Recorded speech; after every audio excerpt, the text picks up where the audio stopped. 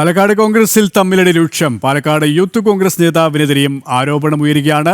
ഷാഫി വിഭാഗത്തിനെതിരെ എതിർവിഭാഗവും ആരോപണവുമായി രംഗത്തെത്തി.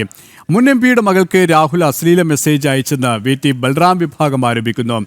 രാഹുൽ വിഷയത്തിൽ തൃത്താല മണ്ഡലം കോൺഗ്രസ് കമ്മിറ്റിയിൽ വാക്കേറ്റവും കയ്യാങ്കളിയും അരങ്ങേറി. വിശദാംശങ്ങളുമായി പാലക്കാട് നിന്നും അരുൺ ആലത്തൂർ ചേരുകയാണ്. അരുൺ, രാഹുൽ മാങ്കൂട്ടത്തിനെ സംരക്ഷിക്കുന്ന ഒരു വിഭാഗം, രാഹുലിനെ എതിർക്കുന്ന മറുവിഭാഗം, ആകെ കൂടി കോൺഗ്രസിനുള്ളിൽ ആഭ്യന്തര കലാപം രൂക്ഷമാവുകയാണല്ലേ?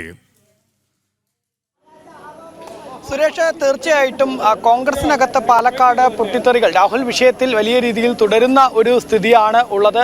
പ്രത്യേകിച്ചും തൃത്താല മണ്ഡലം കോൺഗ്രസ് കമ്മിറ്റി യോഗത്തിലാണ് വലിയ രീതിയിൽ പൊട്ടിത്തെറി ഉണ്ടാവുകയും തുടർന്ന് അത് കയ്യേറ്റത്തിലേക്ക് വരെ കാര്യങ്ങൾ എത്തുന്ന സ്ഥിതി ഉണ്ടായത്. അതുപോലെ തന്നെ KSUവിൻ്റെ ആലത്തൂർ മണ്ഡലം ഗ്രൂപ്പിലും വലിയ രീതിയിൽ ഈ രാഹുൽ വിഷയത്തിൽ ചർച്ചകൾ ഉണ്ടാവുകയായിരുന്നു.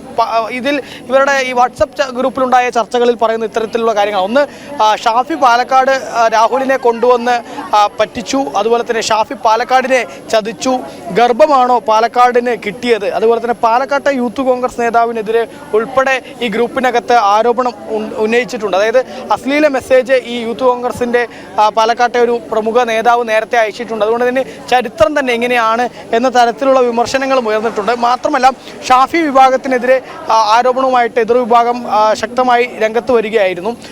തൃത്താല മണ്ഡലം കോൺഗ്രസ് കമ്മിറ്റിയിലും വാക്കേറ്റവും കയ്യാങ്കളിയും ഉൾപ്പെടെ ഉണ്ടായി. രാഹുലിനെതിരെ VT ബലറാം വിഭാഗമാണ് തിരിച്ചു പിടിക്കും തൃത്താല എന്ന പേരിലുള്ള വാട്സപ്പ് ഗ്രൂപ്പിൽ തർക്കം ഉണ്ടായത്.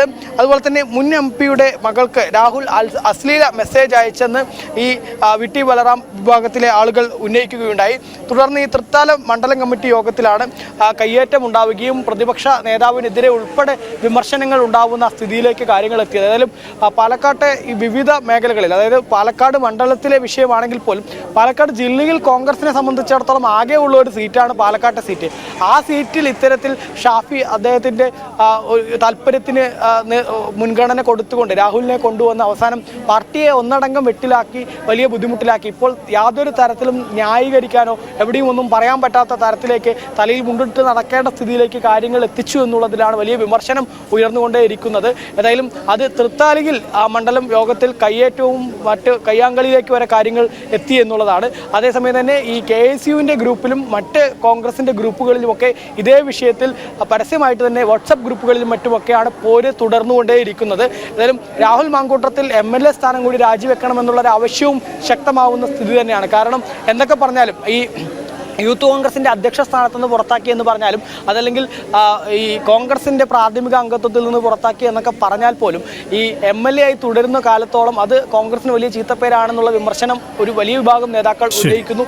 മാത്രമല്ല, ഈ രാഹുൽ MLA ആയി തുടരുമ്പോൾ അത് ന്യായീകരിക്കാൻ പോലും കഴിയാത്ത തരത്തിൽ ഇനിയുള്ള ദിവസങ്ങളിലൊക്കെ തെരഞ്ഞെടുപ്പ് കാലത്ത് ഉൾപ്പെടെ ഇത് സജീവ ചർച്ചയാവുകയും കോൺഗ്രസിന് തിരിച്ചടിയാവുമെന്നും ഒരു വിഭാഗം നേതാക്കൾ ഉന്നയിക്കുന്നുണ്ട്. പാലക്കാട് നിന്നും അരുൺ ആലത്തൂരാണ് വിവരങ്ങൾ നൽകിയത്.